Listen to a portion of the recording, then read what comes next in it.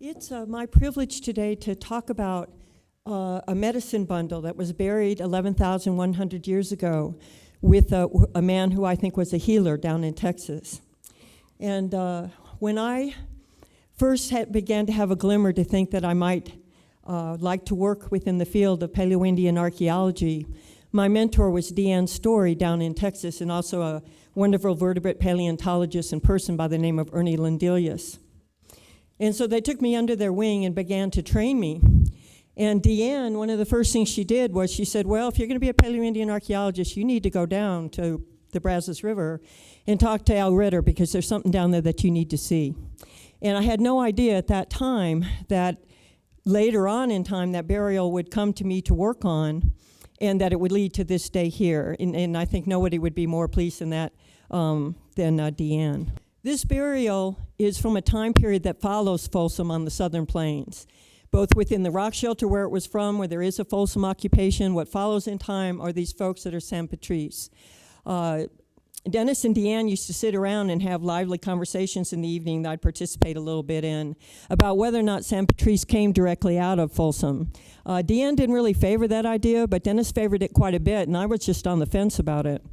I didn't really know, and then I got a chance to go visit a private collection by Mr. Warnica, and he had a site out there, a surface site that had quite a lot of San Patrice material in it. And when I actually had a chance to sit down and spend a bit of time looking at the entire assemblage of its knives, the grafers, the preforms made on, flake blanks and other tools, end scrapers in that assemblage, I came to see the wisdom in what Dennis was talking about, that indeed it did look quite a bit like San Patrice could have almost directly developed out of Folsom in this country. So here in the light green, you see the distribution of San Patrice as we currently understand it, and then in red, some of the sites that are better known in that time period. Horn Shelter is here. It sits downstream from Waco in Edwards Plateau country.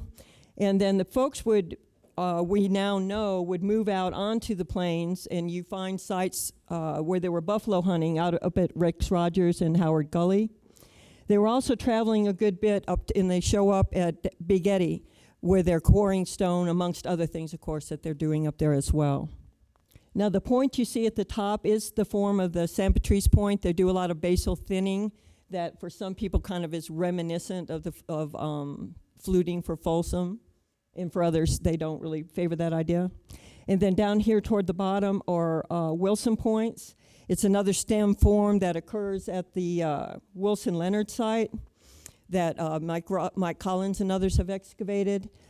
At this particular shelter, San Patrice and Wilson co-occur. You can't read this really quite as well at the Wilson-Leonard site, but I think these will turn out to be cousins. So there's a woman buried at the Wilson-Leonard site, and the form of that burial in terms of the direction she faces, the crouched position that she's in, are fairly reminiscent, and I'll talk about that in a minute.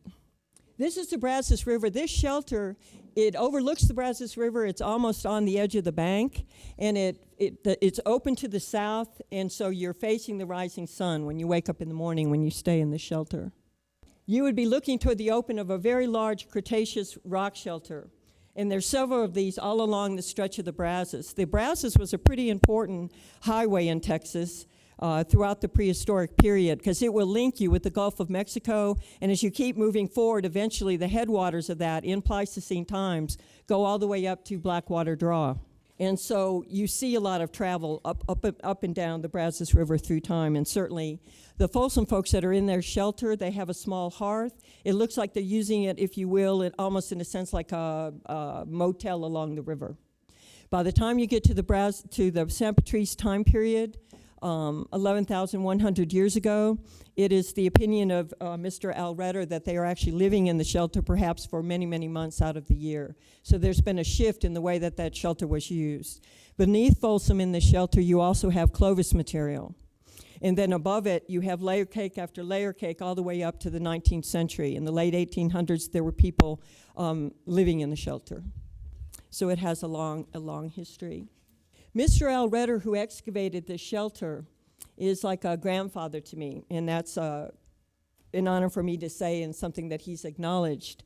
He worked in Texas. He made his living otherwise, but he worked in Texas archaeology all throughout his adult career and was quite a wonderful naturalist as well.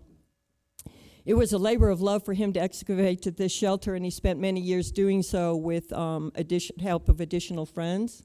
So inside the shelter, we see Al Redder standing at the base of it, and back behind him, underneath that metal sheeting, is the place where the burial was found.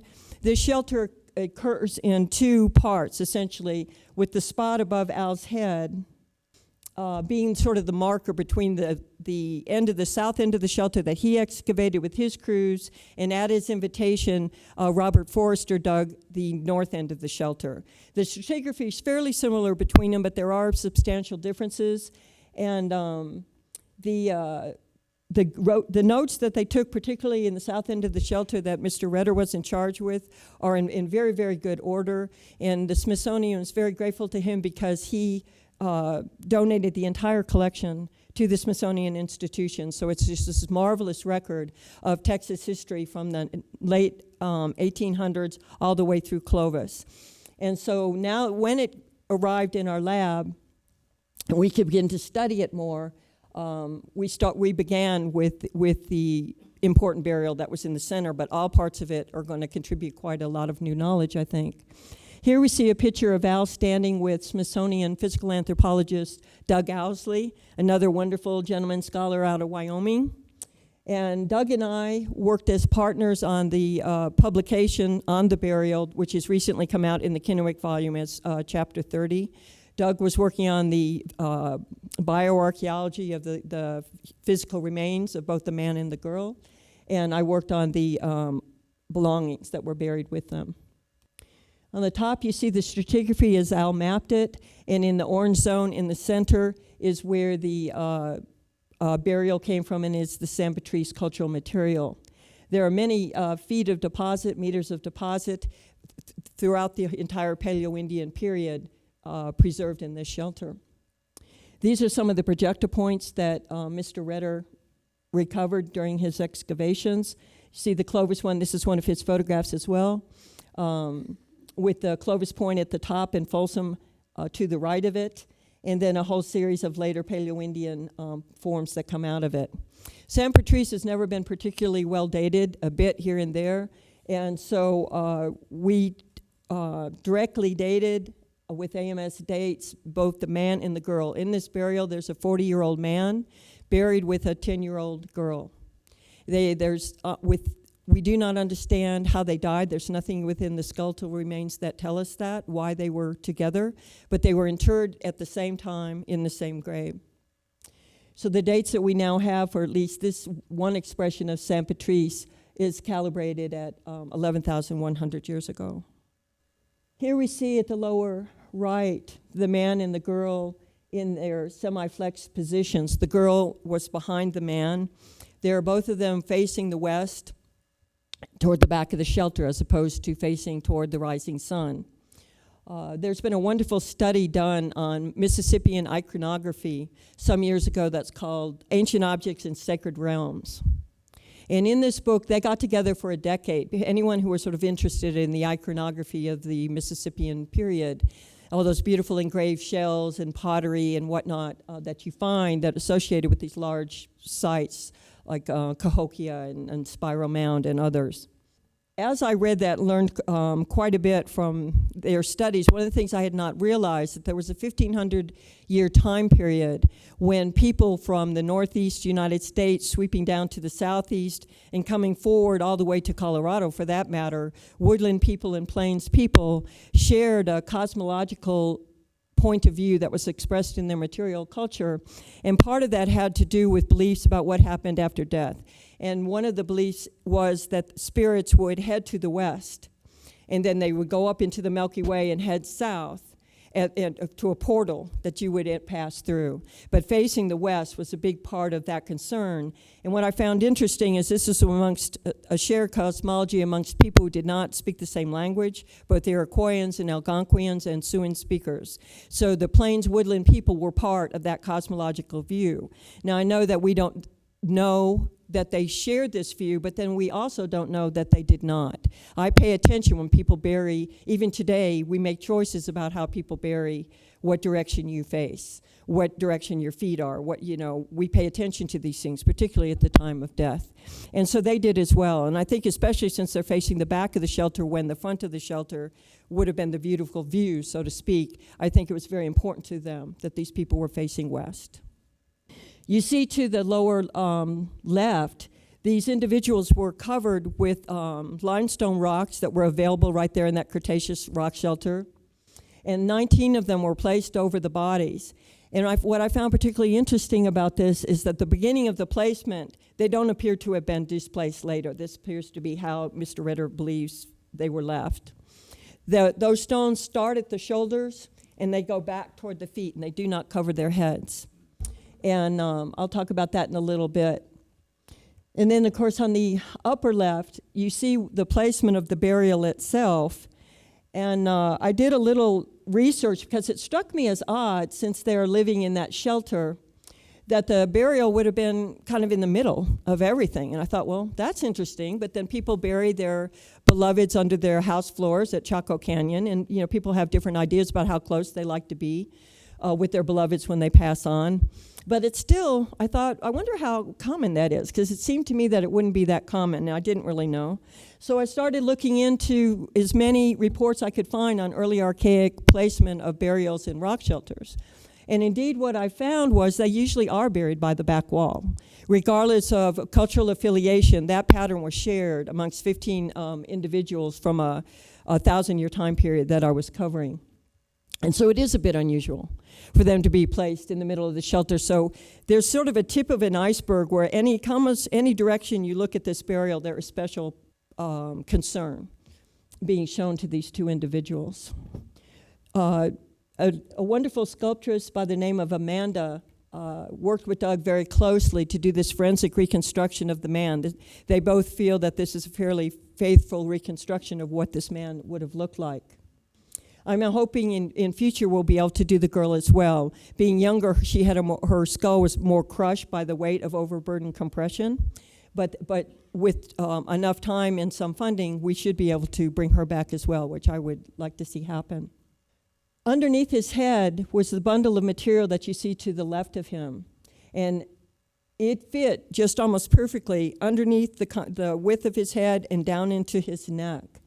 And on the Brazos River, there are a lot of enthusiastic collectors who had access to the shelter by boats. And there's actually a public campground right across the river from this shelter.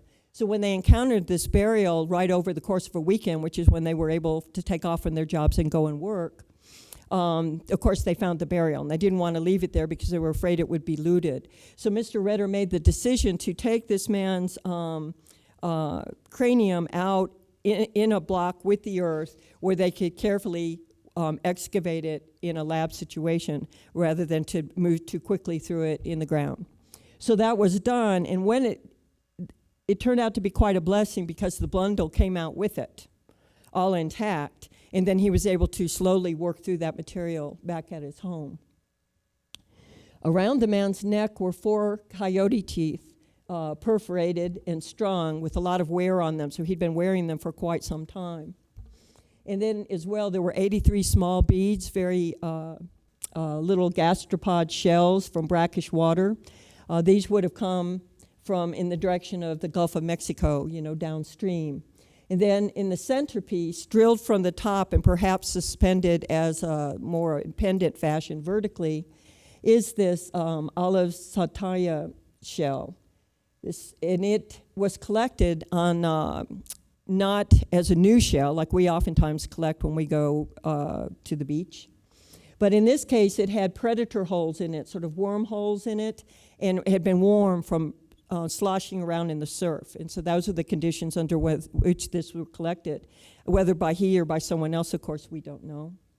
Whereas the other shell beads, the majority of them appeared to be they were also strung, and there's wear around them, so those have been worn for some time as well.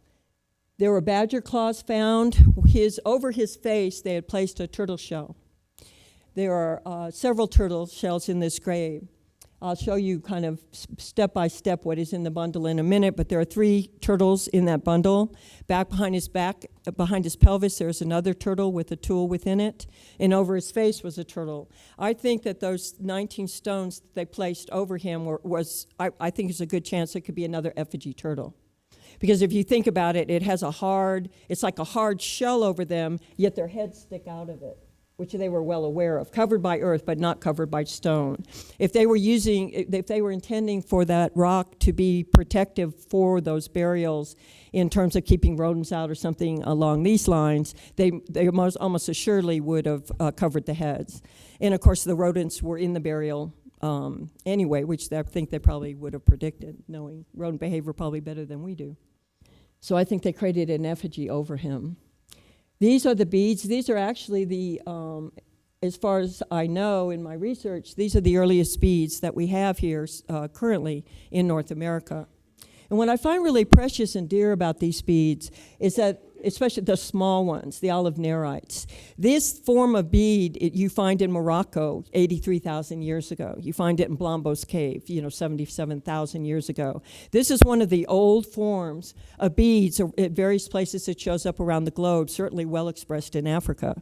And something that just really went to my heart very dear, that continuing tradition, and then we see it here as our earliest beads as well. This is a view from the Gulf of Mexico. And San Patrice is well expressed down there. It's part of the seasonal round of some folks. And once again, this occurs down at the Gulf Coast, and then upwater, as far up the Brazos as water is brackish. And then there's the modern example on the right and the fossil example on the left of this particular bead he's wearing around his neck. These are the items recovered in the bundle. You have 2 sandstone abraders. They're almost different grades, if you will, of sandstone, one rougher than the other. The one to the far right, as you can see, you can almost see by looking at it how much smoother it is. Both of them were used. Both of them retain ochre around the periphery of the abrader, but they were also used for other things, and that's been overprinted by additional use on those abraders. To the left of the abraders, that tall, slender item is made from a white metatarsal, the lower hind limb leg of a white-tailed deer. And then you have 2 antler artifacts, and a biface of Edward's chert, and then the turtle shells. Now, when I was first shown back in '85 one of the things that people were explaining to him, I think Mike Collins was there, and Deanne Story, and Dennis and I, and there's a bunch of folks. And they were teaching me about it being a flintnapper bundle, Mike Collins and Deanne and Al, which made sense. I mean, it's very understandable. You would think that having the what appears to be antler batons there, and the Edwards chert, red ochre would fit with that, abraders, could fit with that. What was up with the turtle and what that other tool was sort of nobody really knew. But this was described repeatedly for 40 years as a flint napping bundle. I followed suit with that in a report on an 11,000-year-old burial from New Mexico, the Arch Lake woman. Within those tables, I say the same. It's sort of inherited knowledge, if you will. But when I had a chance to sit quietly in the lab with this material and study it and put it under the microscope and think about it, that fell apart pretty quick for me. I was looking at the antler, batons, and they still have burls on them, which you normally don't see. Usually they're taken off, but then you could say, well, maybe they were preforms, to be antler batons, just stock for the future. Well, okay, maybe.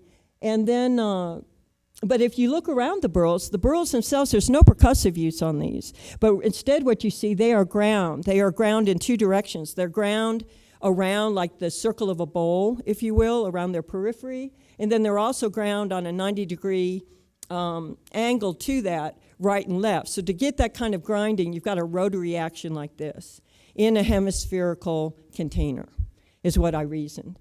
And so when you put them under the microscope, we'll show a close-up of some of the scratches that are on them.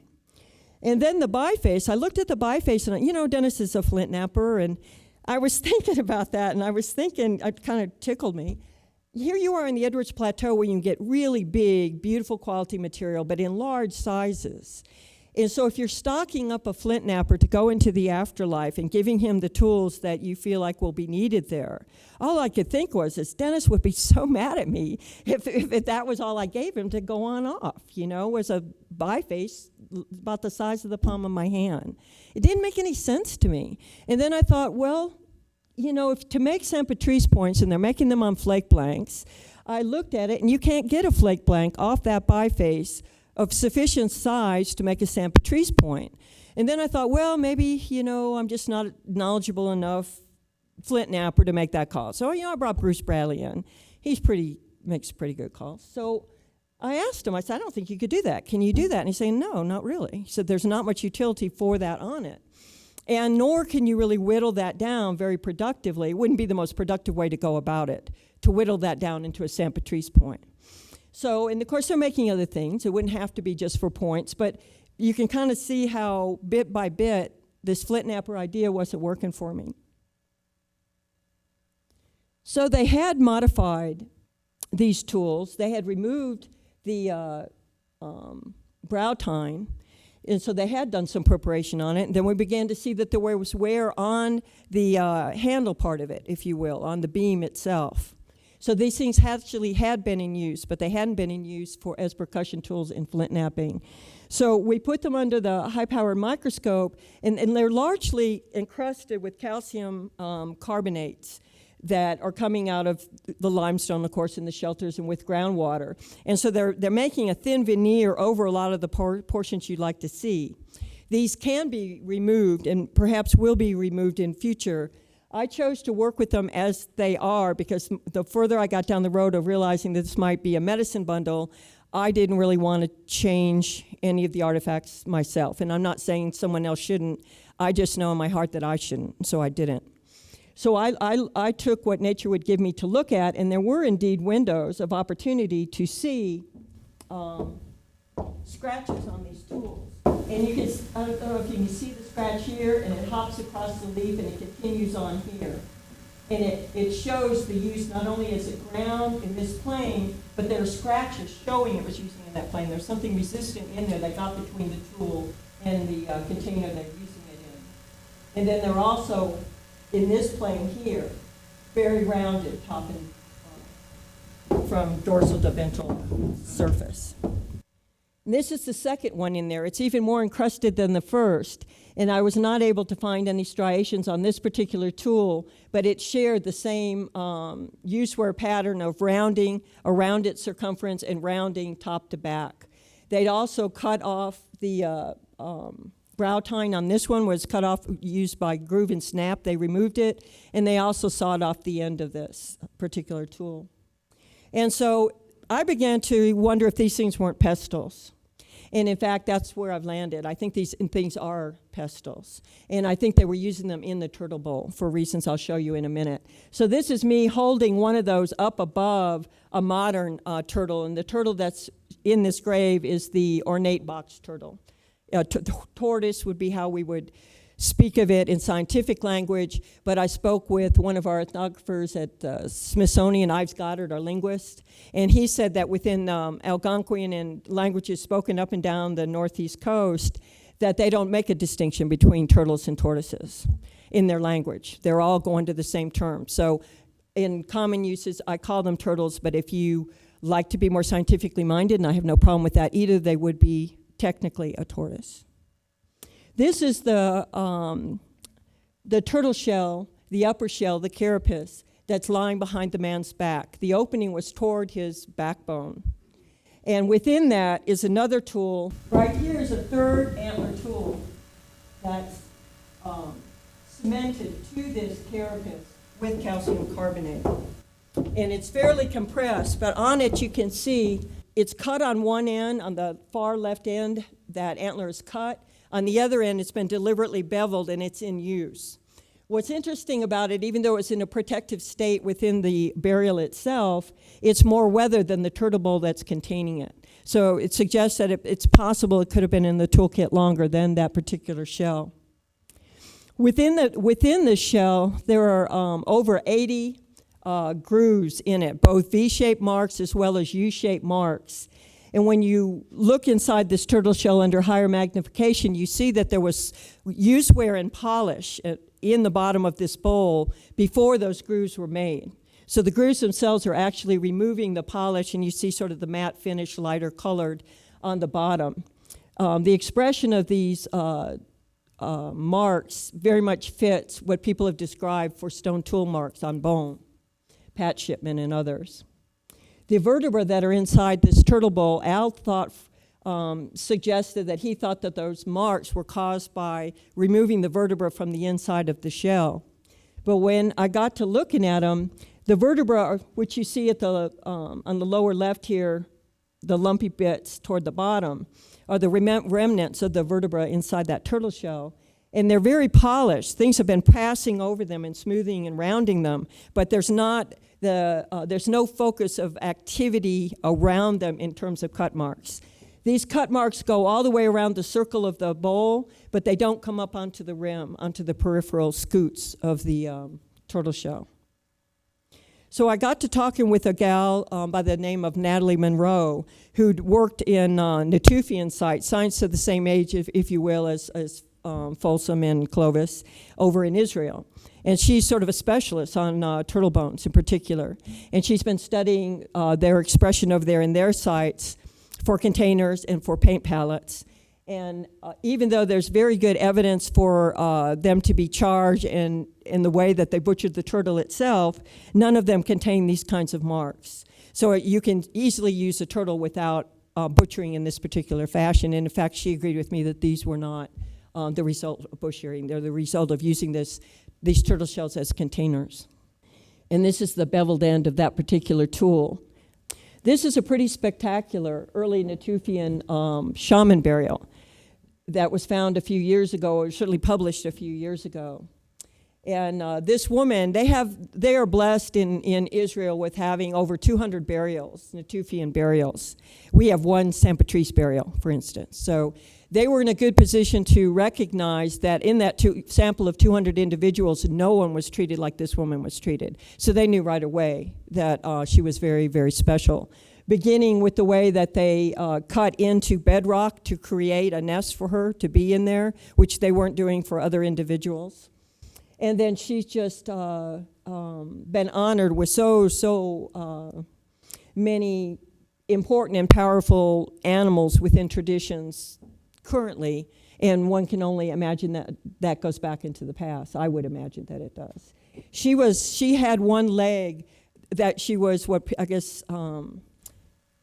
she had a congenital situation where she had a lame leg. I don't know how to put that without being derogatory.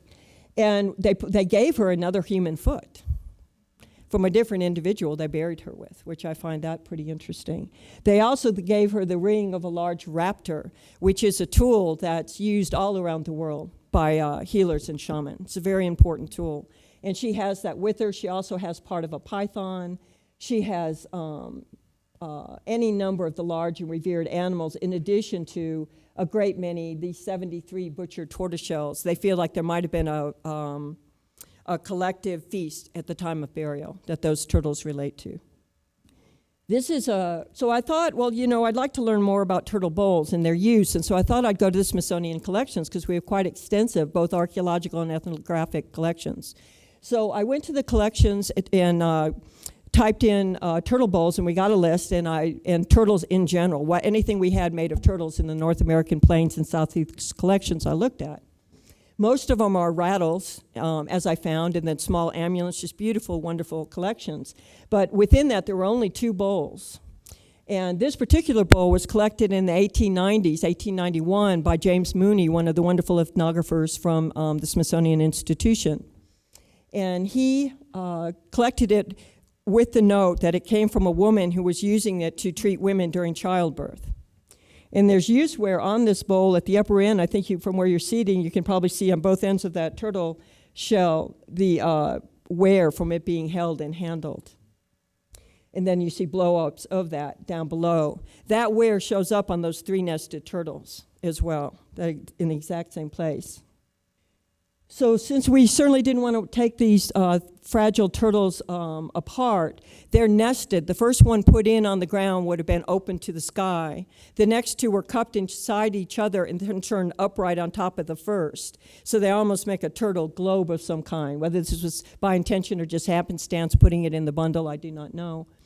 But you have windows of opportunity to peek inside there, which I did to see if there were any more marks, like the marks on the back, the turtle shell behind his back. And indeed, there are some striations inside there, not as extensive as the one behind his back. But also what I found in there was hematite. And you can see the blow up of it. These are calcite crystals that are growing over the hematite. And then down on the lower row, you see striations that are filled in with red ochre as well, associated with this. So one of the uses of this bowl had to do with having powdered red ochre within it. On the top there, you see this fist-sized piece of red ochre, red to yellow ochre. One side of it is a very deep, beautiful, dusky red. It's covered by that white, once again, which is calcium carbonate. Right next to it is the flip side of that tool, which is a red that grades into a yellow. It's sort of a mottled surface. For whatever reason, they've dealt with those two sides and colors differently. On the side that's almost all red, they are grinding it on, it has the marks on it left behind when you grind that on a sandstone abrader. And we know this because at Blombo's cave, and I'll show you some things from that, nearly 100,000 years ago, they have found people using red ochre. So that was certainly front page news in Science. And since they have their detractors, of course, as well, they've done wonderful, wonderful detailed studies of surficial abrasion to red ochre to demonstrate that their material is indeed cultural. And I was one of the grateful recipients of that work. And that's where that information comes from, they did replicative studies as well. And that's the kind of marks you get when you grind that on abraders. On the other side, instead what you have are these U-shaped grooves that are not unlike the U-shaped grooves inside the turtle bowl itself. And they're made by a broader front. And so they're using wood, antler, wood or bone, I'm guessing, on the inside of that to kind of scoop out some of that material. All the way around it, you can see that it's been carried and handled quite a bit. And so it's polished all around its periphery largely from handling. And then a kind of a big surprise for me, just to find it was just exciting. That, I don't know if you can see, Denny, can you see the imprint on that from where you're sitting? There's an imprint on the base on what is the yellow side of this red ochre that runs this way, if you can see it. And it follows in a soft fashion, and it goes up and down, say, modern damage to the tool that from handling, post removal from the ground, or maybe during removal from the ground. And then it also passes over cultural modification. That's a San Patrice age on this tool. And so I was fortunate that for the year before that, our paleobotanists had been taking photographs and looking at fossil imprints of plant material. And so the fellow that was working with me on the microscope had recognized that this was the sort of thing that they were documenting in the fossil plant material. So it's quite possible that this was a wrapping that was around the ochre itself, that only preserved on the underside from compression, I think, in the weight of overlying sediments on it. It was pushed into the ground and it retained that pattern. We're still trying to work out what plant material this might be. The largest piece of ochre you see there, on the bottom row, was also collected in the 1800s when people were looking at mineral prospects in east and central Texas. And it was about 100 miles downstream on the Brazos that this comes from. And I went through the mineral collections trying to see what we had that might look similar to this. And I found this piece, and then we did XRF analysis on it to look at its mineral composition. And it certainly doesn't demonstrate that the ochre from Horn Shelter comes from this locality, but it was close enough that it would prompt anybody, I think, to begin to look in that area to begin to source the red ochre. Now, this tool that I'm describing as a stylus that comes from the white-tailed deer, it has a very deliberate cut that makes a diagonal cut. And on the very, very tip, the apex of that is use wear. that it was used in a very focal fashion, that very, very tip of it. And it's polished, real heavily polished and worn a little bit and rounded. And I was really intrigued by that. And so then when I got a chance to read the article from Blombos Cave where they're describing the manufacture of an ochre paste that's being stored in abalone shells, they have a tool like this. They actually have 2 tool kits that were found 15 centimeters apart with all the tools you need to manufacture that paste and the ingredients that go into that paste. And a tool like this was found with it, and that tool retains red ochre. And this is that, I'll go back to the former slide, but on this slide you see the abalone shell. Within that abalone shell is groundstone. Underneath it is a red paste that they're creating. They're grinding up charcoal and they're grinding up bone and adding that to the paste that they've demonstrated, and they have extra ingredients to make more. And then they have 2 sets of this. And it's going back, nearly 100,000 years ago in the Middle Stone Age of Africa. And so I was very taken. The one from Blombos Cave, you see her on the right with the white background. That's the tool from there that still has ochre on its tip, the portion of the tool that is being used at Horn Shelter. And then the other one is from another spectacular shaman burial, another woman, from 9,000 years ago in Germany. And I'll show you a reconstruction of that in a minute. That one also retains red ochre on its tip inside the cancellous tissue that's there. The piece from Horn Shelter no longer has that inside trabecular cancellous tissue. It only has the cortical surface left, and that cortical surface didn't retain, at least visually under the microscope, any remnants of red pigment, but it's possible that if you looked at it chemically that it might show up. And so also in Blombos Cave, you're getting the red ochre with the designs. Y'all may well be familiar with this. It's gotten a lot of press, and deservedly so. And then a number of bone-pointed tools that were also occurring in those levels. This is a quite spectacular burial from Germany from nearly 9,000 years ago. And the artist there, I did what I think is a very powerful reconstruction of this woman. If you look really carefully, you can see her eyes through those pieces that are draped over her headdress, over her eyes. And in the upper right, you see the material that came from there. They had a crane bone that you see on the gray background at the upper left, and it's full of microliths, really, really tiny, little, beautifully chipped microliths. And I think it's quite possible that those are incision tools that she was using in her work as a healer. And she has a great many of them. And she also has turtle shells, 2 turtle shell bowls, and a suite of things that are beginning, as I'm looking at shaman burials, you see repeated in more than one place around the world.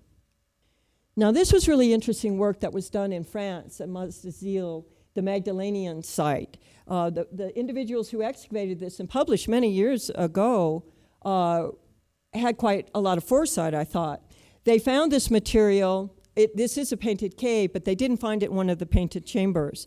And they were making the case. They pulled together all the artifacts that they had. They weren't found together in a toolkit, but those that came out of those excavations that were retaining red pigment on them, and got them out together and looked at them as a group, and through that process, as I understand it, arrived at the idea that they might have been doing tattooing and body modification and painting in the Paleolithic, in the Magdalenian time period in France. And so this bowl right here is a caribou, reindeer bone. It's the hip socket. Inside it has red pigment. They were using that. It almost seems like a functional equivalent, if you will, to the turtle shell bowls that we have. They also had a whole series of very pointed instruments. They had a piece of red ochre that had holes in it, and in this reconstruction, they're kind of showing you that the diameter of some of these pointed bone pieces fit the size of the holes of that red ochre. And then a number of shaped pieces from use, perhaps it would appear, of what they call crayons of red ochre, as well as striated in faceted pieces. And so it would appear that it's possible that tattooing and red pigment use for body modification could go that far back. Others would say that, of course, they're painting any number of things. We don't know for sure, but there are a group of people who have begun to specialize now. Aaron Dieter Wolf would be the first one that comes to mind for me in Tennessee. He's doing replicative work with tattooing right now using pig skin. He went through the ethnographic accounts for the plains in the southeast, taking out every reference to every tool that was being used for incising and tattooing and body painting, made those tools and is beginning to use those tools and document the use wear on those tools. And out of that, he believes that there are tools, the pointed bone tools that are like these tools, both here and at Blombo's cave, were for quite likely tattooing tools. That would be Aaron's point of view. I'm certainly listening to him and trying to think about it myself. I have no conceptual problem with tattooing in those time periods, either at Blombos and certainly not by Magdalenian. But I'm listening and learning and wait and see. Certainly when you go to this the photographs, the paintings by Catlin, of which these are, and others, expressing yourself with body painting and tattooing was pervasive. It's actually pervasive around the globe amongst indigenous people. It's something very, very common to human beings. And in fact, it's making this great resurgence now, right, amongst our young people, which is quite interesting to me. So as I was beginning to learn on this and have been the grateful recipient once again of his work and the work of Lars Krutek at the Smithsonian, who's a tattoo anthropologist, as he calls himself. When he was in graduate school as a master's student at Fairbanks, he started working with the women out on St. Lawrence Island, the Inuit women. And in that case, the women are doing the tattooing. And the way they do it is to take bone needles. And they take soot, in their case, lamp soot, and they drag it over the sinew of the thread, and they sew it right into the skin, and it leaves behind the charcoal behind. And then you see those beautiful marks that you'll often see on the women. They have certain marks they put on that relate to their family history as well as whether they're married or not married. So our wedding band, if you will, their equivalent to that would be marks on the chin, which of course makes sense in the Arctic when, many, many months of the year, the only part of a person you might see is their face if you weren't actually in their house. So they chose to show that a woman was married right on her face, the part that you could always see. These are two books. If you're interested in the subject matter, I definitely recommend. The one on spiritual skin and magical tattoos of Lars. He goes all over the globe. He's found funding to go and work with the last traditional indigenous tattooers in Borneo and Malaysia and Africa, all over the globe. He's documented because they're dying, and not everyone is following the old ways, just like it's true in North America. And one of the things that came out of this that hit me like a thunderbolt, I just didn't realize, was the very close association between healers and this work in body magnification and tattooing. It is serious, serious, serious, serious business. Amongst the Buddhists, if the tattooist is not actually also the priest, they will bring in a monk and a priest. And they're there when that ceremony, and usually this is done in ceremony, these marks are put on the body, they'll be chanting the whole time period. Often it'll be the healers that'll be doing the tattooing and the placing of those marks. And then it changes fashion as humans are wont to do. That's the thing. We're so expressive, and the way one group does it is not necessarily the way another group does it. Yet what's underneath sort of that beautiful cultural diversity of form is often a shared essence. So when people say, well, we can never know because we're so fluid, I agree with that to a point. And the point to where I no longer agree with that is that you can't ever figure it out. Because by continually saying that the spiritual realm is out of our reach, it almost guarantees that people don't work on it. And anything that we need to learn about you have to learn how to learn before you know enough that you start gaining speed and learning faster. I remember in the 70s when people were learning how to learn about broken bone. And Doc Friesen and others, all the pioneers, the wonderful people in this field, a lot of work was done just trying to figure out what was green bone breakage. How often did green bone breakage happen when it wasn't done by humans? What do cut marks look like? How often does that happen? What do carnivore damage look like? It took a decade and more of observation, learning how to learn. And now graduate students come in and they're the beneficiary of all of that hard-won knowledge and then pushing it again yet forward. But we know things about broken bones now that we didn't know before that. Well, that's what's going to happen in the spiritual realm, I'm sure of it. And because it takes, and the same with pre-Clovis, the more we learn how to learn about it, the better able we will be able to work with the great cultural diversity and expression of form that will no doubt be a part of the record.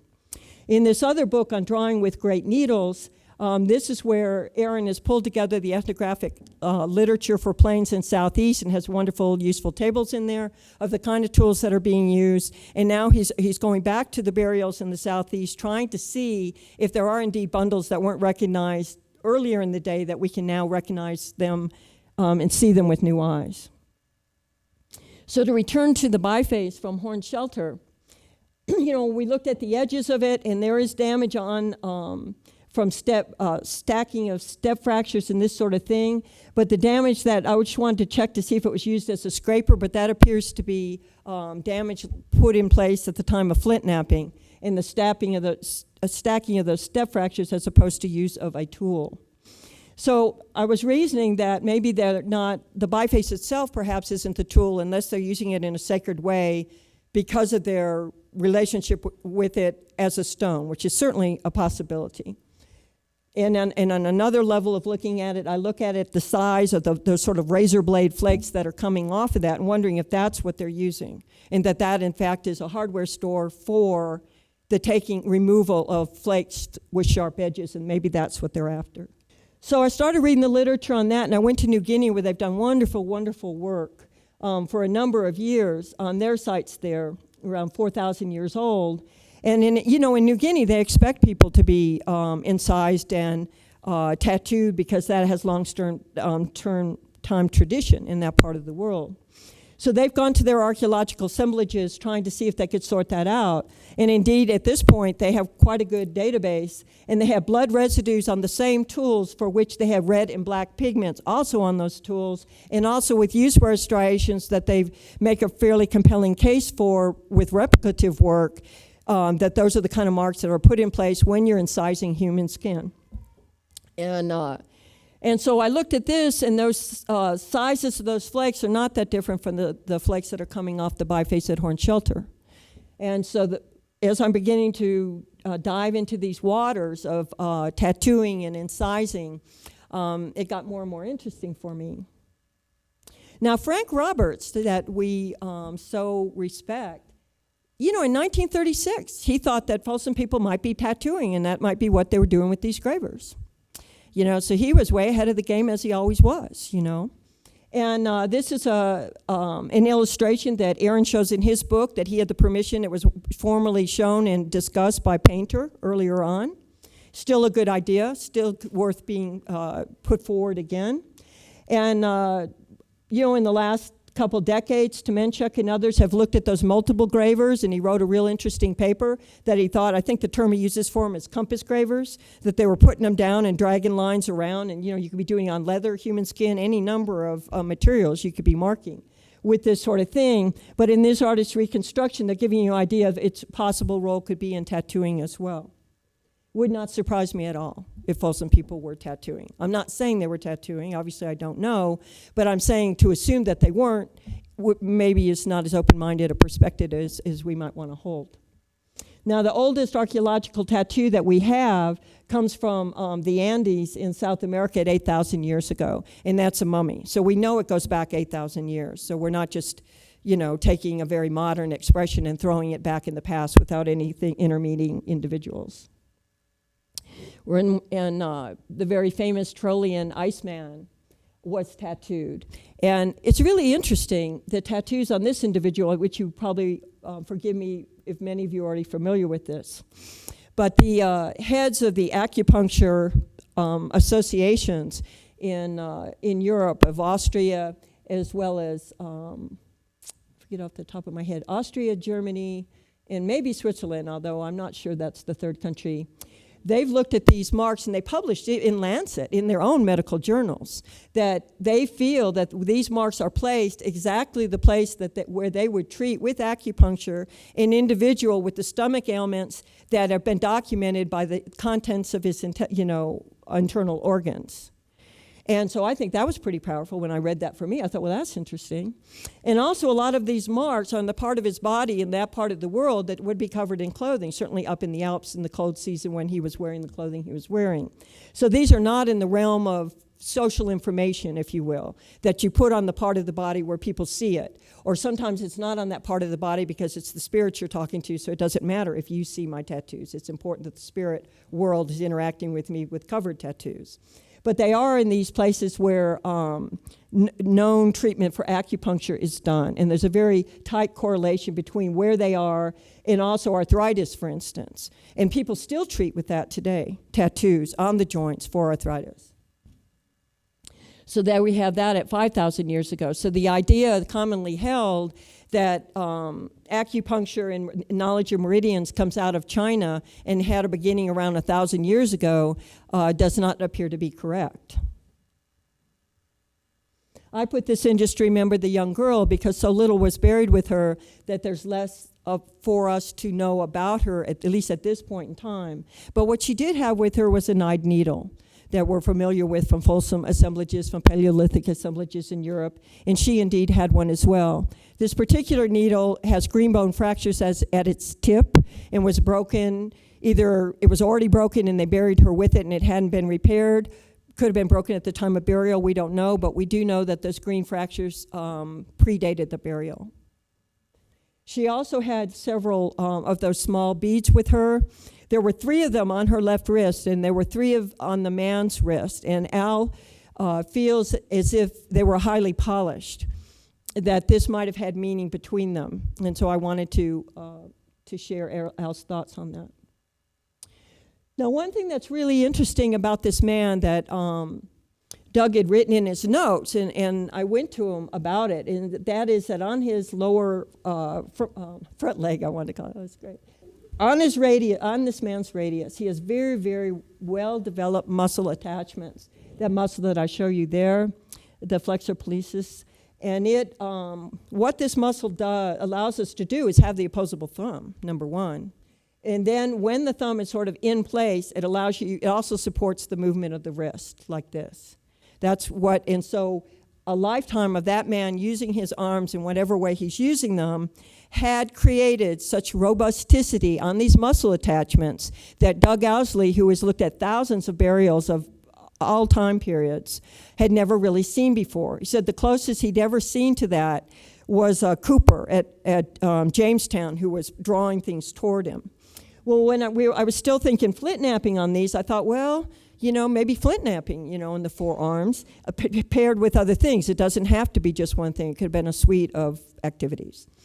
But what I was thinking about, though, is that Doug, who's looked at thousands of prehistoric burials, if it was flint napping, he would have seen it time and time and time again, because, a lot of flint nappers in prehistory, and they're going to be within his sample. So I thought, well, what else? What might be less represented? And then I thought about drumming. And the more I was thinking about healing anyway, it wasn't the medicine bundle that made me think he was a healer. I already thought he was a healer from other lines that I could talk about. And I actually was slower to come to the medical bundle the medicine bundle than you would think, given that I already thought he was a healer, actually. My indigenous friends laugh at me for that. They're like, you already thought he was a healer? What's up with that, Well, good point. I think it's that sort of linear training we have in science a little bit. But at any rate, so I started thinking about, I was able to assist one time a healer when they were drumming, which is a very common part of healing. It's not the only way drums are used, but it is a big way that drums are used. And the record is very shallow on actual drum remains in the archaeological record. We know very little about how far they go back because they're organic. You're looking at leather, sinew, and wood. So unless you have really good preservation, the chances of getting a drum are not so good. So it's only in the recent thousands of years that we have them in the archaeological record. Unless you're in the frozen Arctic North, but they're using a different kind of drum. They're using the sky drum, and we get the handles. It's the one that looks almost like a big sucker, like that, and it comes down in a long handle, that Arctic sky drum, the Qualic. And so they get those because the handles are made of ivory oftentimes and carved, and they get those in the record. So I was asking Doug about this. Could we study this? They're doing so many lifestyle studies in physical anthropology right now, people who do this and people who do that, and how it shows up in your changing the modification of our bones, that trying to start a study like this. And at first, he was interested, but not very much. And we're really kind of a good pair together because we come at it from a very different perspective, and we both complement each other. I pull Doug a little bit more this way, and he makes sure that the evidence is always solid with material culture, which is the way I was trained by Deanne anyway. But we meet in the middle. So I really couldn't get him to get that interested in the drum. He's just not, he's more a when you're dead kind of guy. And my dentist was as well. This is not derogatory. I'm just saying it's true. Doug would say so as well. And so he would worry about, the fact that I was working with shaman and this sort of thing. And he really didn't want to talk about the drum. But he had a grandson who was born, and he is interested in that beautiful grandson baby. So I knew I had a window of opportunity. So I brought my drum to him, and I said, babies love the heartbeat drum. Take that to the hospital when you meet that baby and play him the drum. And of course, he grabbed the drum and ran with it, right? Because he loves his grandbaby. And since then, he's been playing the drum, and so he could actually experience what it feels like in the forearm. Because sometimes drumming can go on for like 8 hours in a healing ceremony. This is not drumming for sissies. And so it is serious use of the arm, and could very definitely do that. This man has that kind of development on both of his arms, right and the left. I was looking at the creatures that are in the grave with him. And one thing that really struck me was between the turtle shell that's over his face and his face, they had placed the talons of a Swainson's hawk and the claws of a badger.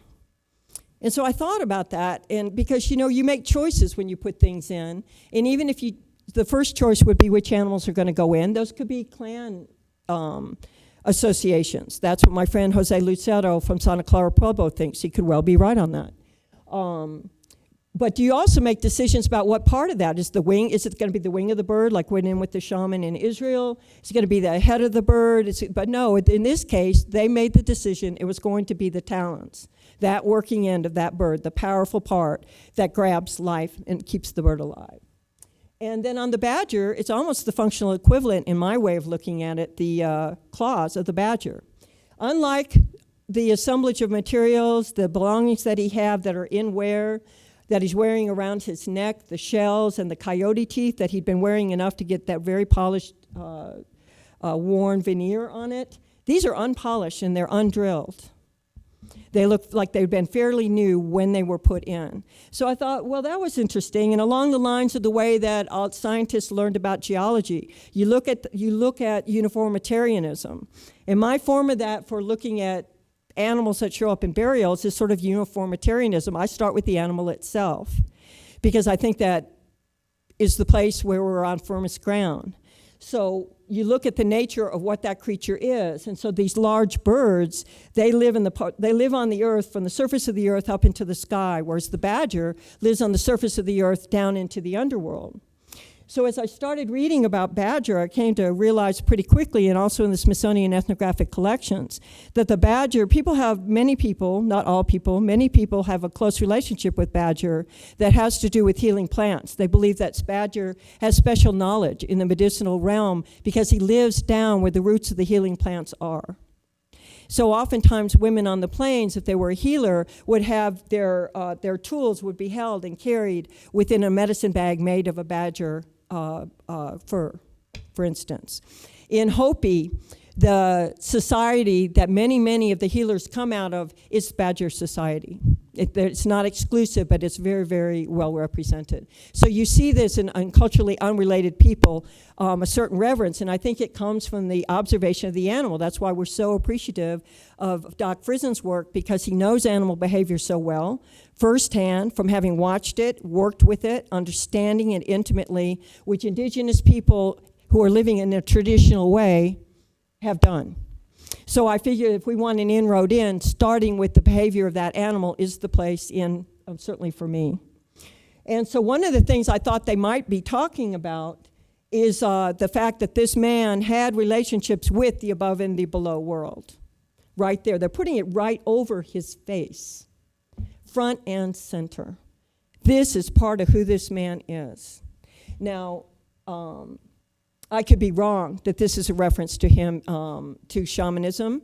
It could be that, or they could be clan symbols, and that could also be true, which would be what you might see in some with Hopi individuals who come out of Badger Clan who also go on and become healers. Both are true at the same time. So these are, I wanted to show the live animals as well as the items that were made from them. And I want to take note at the very top near that coyote, you see two of the teeth that were buried with him. One of them on the very tip, you see brown instead of white. And the reason for that is they've come in, and one of the things I discovered that was really interesting, I thought, was that they have come in and they have cut the very tip of the enamel off of that coyote tooth and removed it, leaving exposed the bone core inside the tooth. So I put that under the high magnification. And indeed, that tooth has been used at the very, very tip of that tool. And I think it's a scarifier. In several years ago, Jim Ottavazio published on a scarifier that was found at Hines Cave, one of the beautiful dry rock shelters in Texas. And that scarifier sticks out. It's just a little sliver of very, very pointed bone. Somebody has woven a fiber handle for it and slipped it over it. So it's essentially a little basket. The whole thing is only about, this long. And the pointy end, the business end of that scarifier, which has similar wear that you see on this bony tip on the coyote tooth, sticks out the same exact distance, which I thought was interesting. And so then I went to the ethnographic collections at the Smithsonian again and started looking at scarifiers that James Mooney collected amongst the Cherokee. And they use bone scratchers that are set in kind of very particular turkey bone handles and in rows. And they stick out the same amount of distance. The business end is only this far. So then I was talking to Aaron about it, and he sent me a reference about the skin. And when you're doing tattooing, there's a certain distance, 5 millimeters you can go down, that if you want your tattoo to hold its lines and not be what he was saying was a jailhouse tattoo where it spreads out, if you go too deep on your incision cut, not only do you invite infection, but you break through the dermal level layer that spreads out the ink underneath it. But if you stay above that layer, you have very crisp lines, you have prevent infection, from the course of doing that. And the Cherokee were well aware of that, so they designed a tool that only allowed the tool to go in that far and no further. In the design of the tool. The design of the 10,000-year-old scarifier for Hines Cave has that, and they've accomplished it with the weaving of that basket that's over the tool. In this case, I think how they've accomplished that is by making the cut so that you can go no deeper than that dermal layer that you're after. And so scarification in the ethnographic record just abounds in the plains, in the southeast, in the northeast, in Central and South America, assuredly, all over in Texas. In fact, Cabeza de Vaca becomes a healer when he gets marooned on the Texas coast. And he starts working as a healer, and as some people would call him a shaman in those reports. He describes a very similar tool to the Cherokee scratchers that they were also using, though, and which have been found prehistorically now in the late prehistoric record of Texas. That tool shows up again. And so they have closer to Mexico, a lot of scarification tools. So it's very much part of the archaeological view, early to late, in the state of Texas where this burial is from. So the man has a scarifier, and only one of the 4 teeth were treated in this way, and he's wearing it around his neck. It's pretty handy. This other tool at the bottom, if any of you have any thoughts on that, I'd love to hear it. I don't know what that is. It was published as a shaft straightener, which is possible, but when you're actually holding it and studying it, it doesn't have the bevel that you see on the one from Murray Springs. When you start pushing and straightening that shaft, usually there's a slight bevel, otherwise you're going to indent that shaft. And this doesn't have that. This has a right angle, very clean right angle all the way around that part of the hole. And it doesn't have a lot of wear on it that would say it was being used in that fashion. Where the wear is on this tool is at the other end, and that pointed end is highly, highly polished. Highly smooth and polished. And then away from the tip, you begin to get striations from rotary movement of that tool. And so I don't know how he was using it. It was found near his waist. and not in the bundle itself. So once again, for myself, thinking about the hawk and the way for the last 15 years working with different individuals who are kind enough to share their thoughts on things, talk again and again and again about the large birds, the hawks and the eagles, and their roles as messengers for the people. And they believe that when you make prayers to these creatures, that they will carry it forward because they're the highest flyers, that they will go up. And that's still a metaphor we have today, right? People, talk about the celestial realm as the realm of the spirit, even amongst modern European culture. And the coyote as well, and you can see like a little closer view of that. We published this information now, and as I said, it's in the Kennewick report, so if you wanted to see closer views of that particular tool, they would be available there. And then badger. I like to look at the faces of these creatures. We so often in archaeology just show their bones, and I think it's nice to look at their faces. So back to the San Luis Valley and the close association, I believe that Folsom had with buffalo. Now, I know that we talk about that a lot, and there's a range of opinion on that, which is good.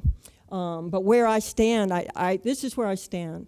I think that anybody anywhere around Folsom people probably called them the buffalo people. That's how strongly associated I think they were in the day. Not only themselves, but I think anybody around them who often talked about the people by what they ate. You see that in the Great Basin. That's how people were named, the cattail eaters, these kind of eaters.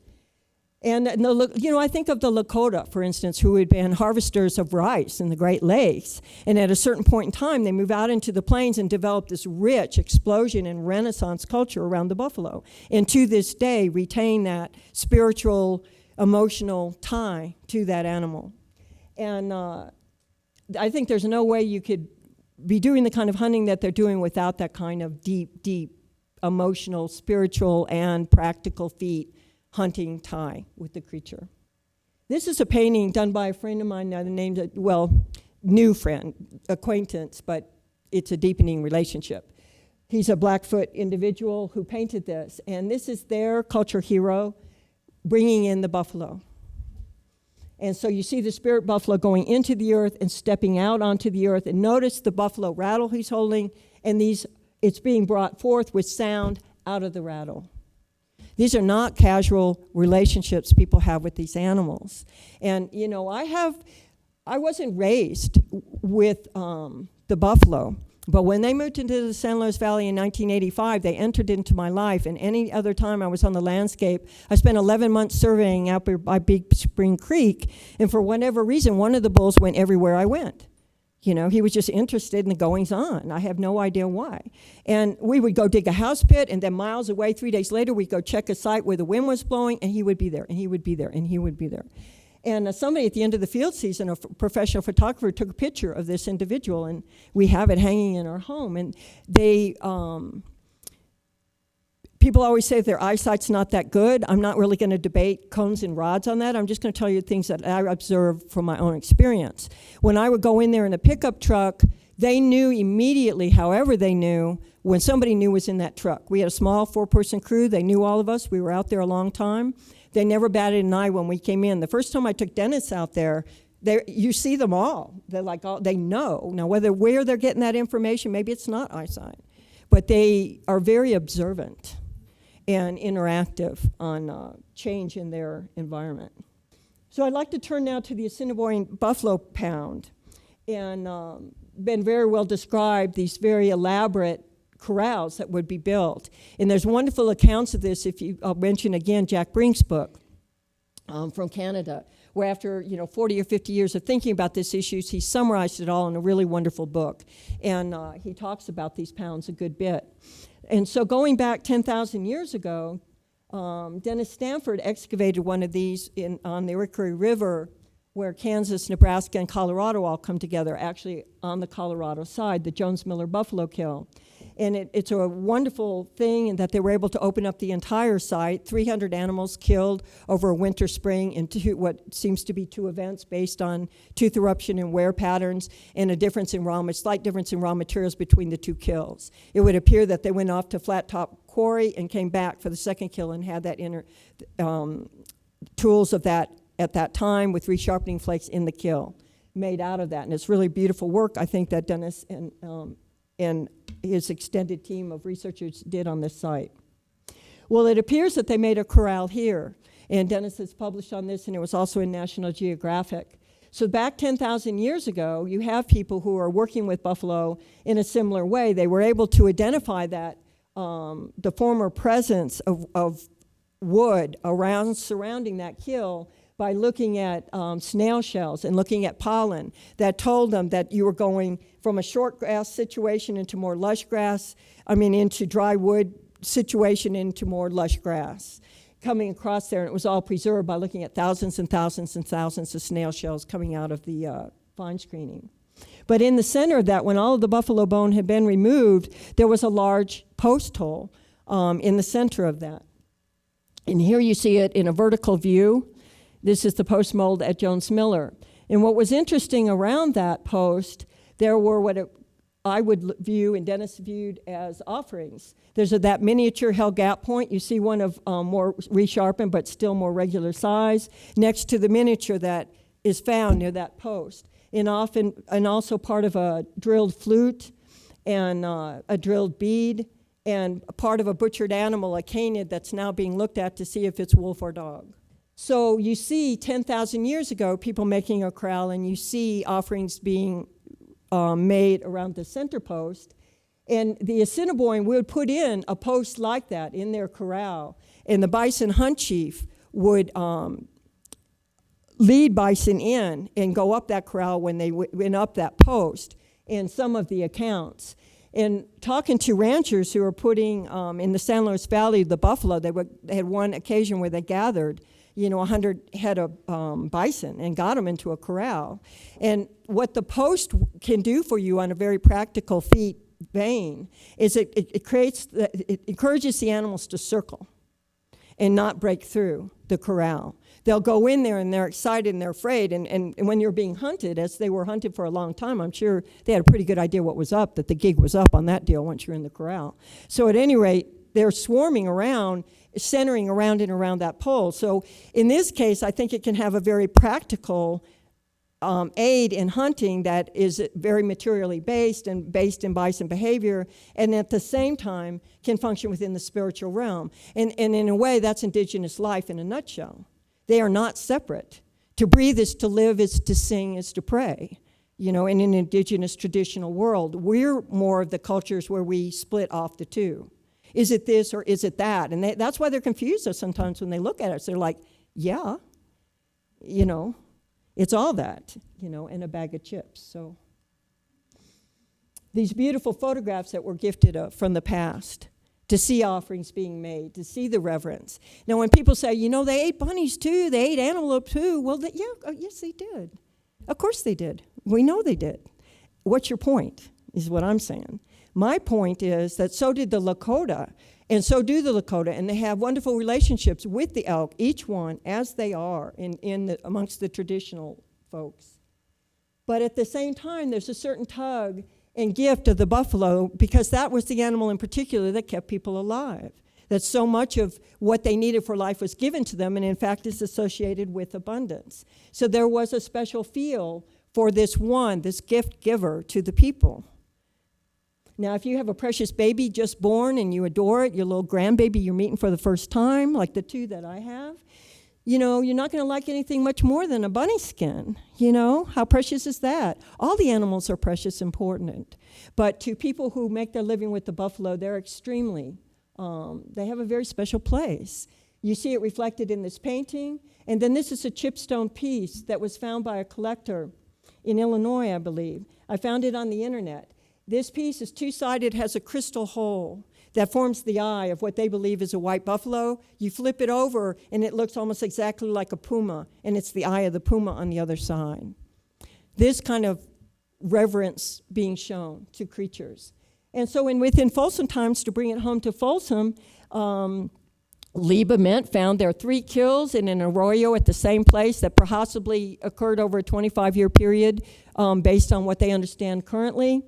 At the end of the first hunt, before the second hunt, a skull, what appeared to be a skull from the first hunt, at that point cleaned off because they were able to paint it. They painted a red ochre zigzag line on the frontals of this bison, took that bison skull, and it was pointed in the direction that the next herd came in on the kill, and some of the bones were trampled, around it. And this one was crushed as well, probably overburden compression and other things.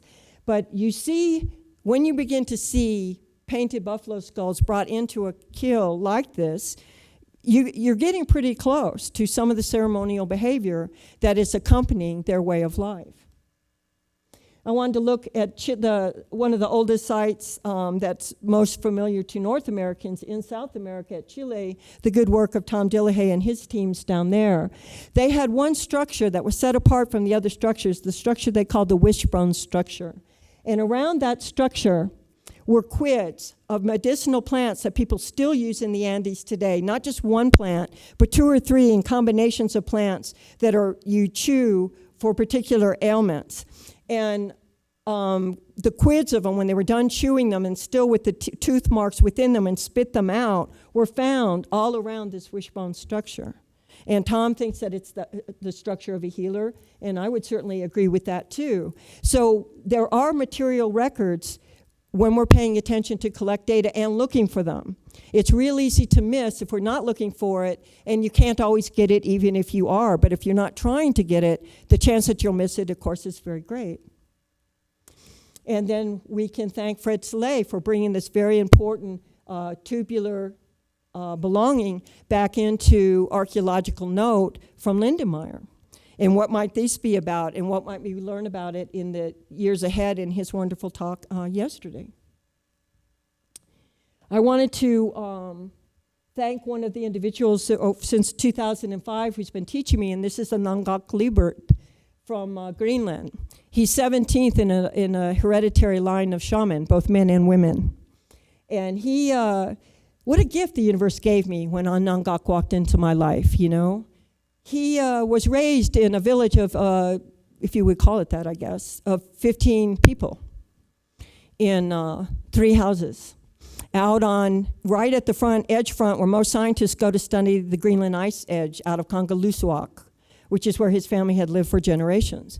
So he was raised until the age of 15 when they sent him off to, high school in Nuuk to out on the tundra at the front of the big ice. Being raised to, when he was a little munchkin, every year when the birds would return in the spring, whoever saw the first snow bunting when it came back in would get a little present. It was a tradition. It was fun for the families. And he talks about when he was 1 year, he's about 5, he saw the first snow bunting. And they took that bird and prepared it and gave him the wing, and that was his first medicine, spiritual medicine at 5 years old, because they knew he would be the next Anangak. And every other year, every other generation, the firstborn is given that name, and they become the next Anangak. And so I met him in Alexandria, Virginia.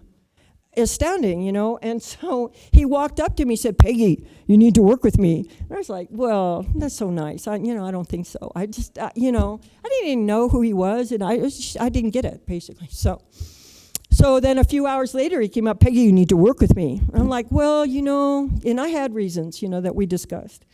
And I said, no, I don't think that I will. And then as I was leaving, we all were working together for a few days, and then out in the dark as I was going home, he came out and was calling out in the dark, "Peggy."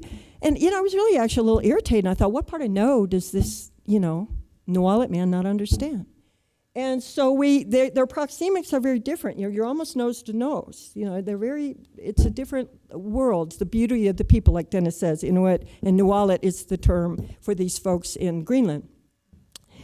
And I finally got quiet enough to listen. I knew something was up, and that was I'd already been being trained by people, but that was really the beginning, when I got quiet and tried to realize I didn't understand what this was, but that I should do this. And then it became a series of gatherings 4 times a year for week 4 days to 11 days down in Mexico, a lot of building of sweat lodges, in sweat lodges.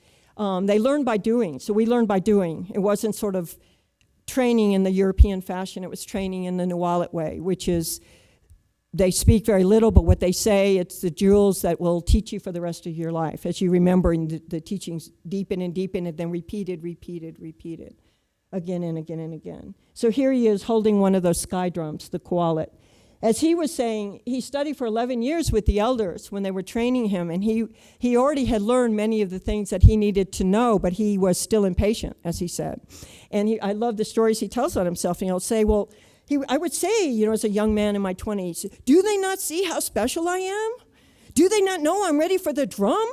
I've been ready for the drum for years. And they would tell him, patience, patience. And they made him wait 11 years for the drum because he was impatient. And they wanted him patience, and everybody doesn't wait 11 years. It's a very individual thing. They look at what you need, and that's how they try to strengthen you. And Anangak does the same.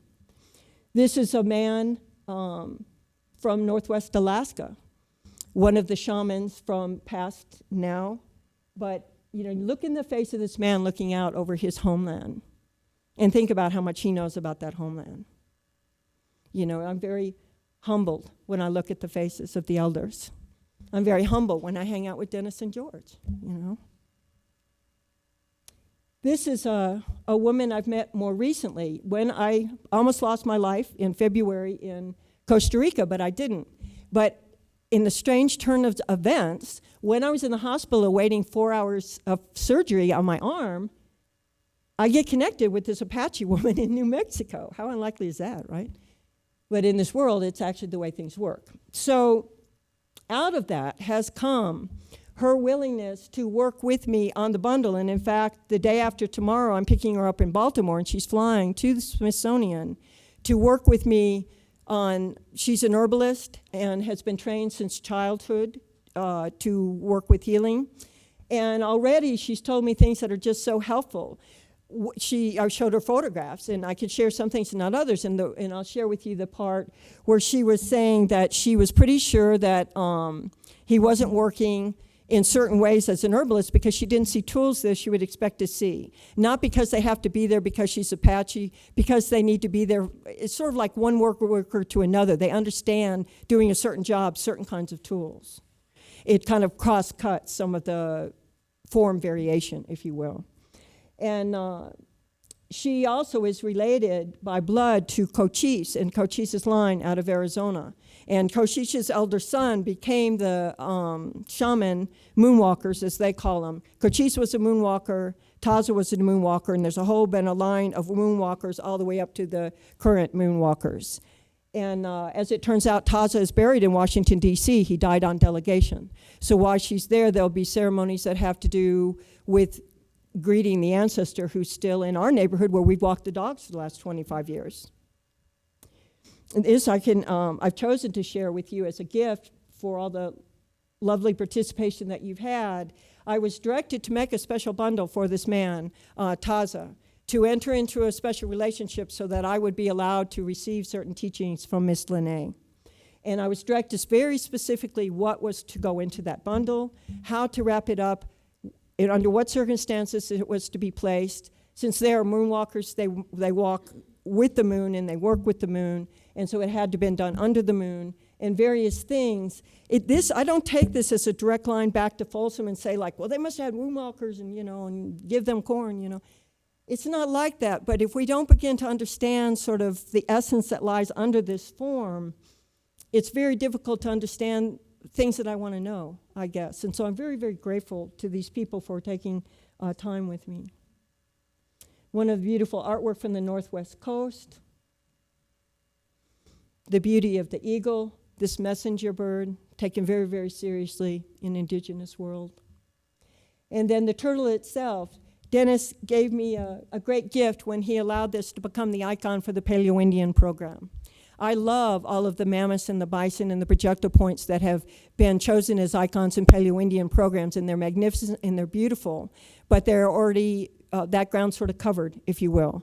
And as a woman, I wanted something that spoke more to all of the people than just 50% of the people in terms of the hunting gear.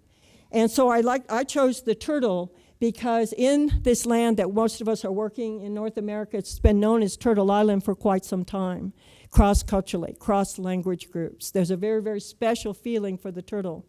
And on its back, this was artwork done by a friend by the name of Mark Wagner, and you see North America painted on the carapace of turtle for Turtle Island. And one thing I found from this is that when I come to Native people who haven't met me yet and they see this turtle, it opens doors. And I didn't do it for that, but they really appreciate the fact that we're paying attention to a name and an association and a relationship that's dear to their hearts.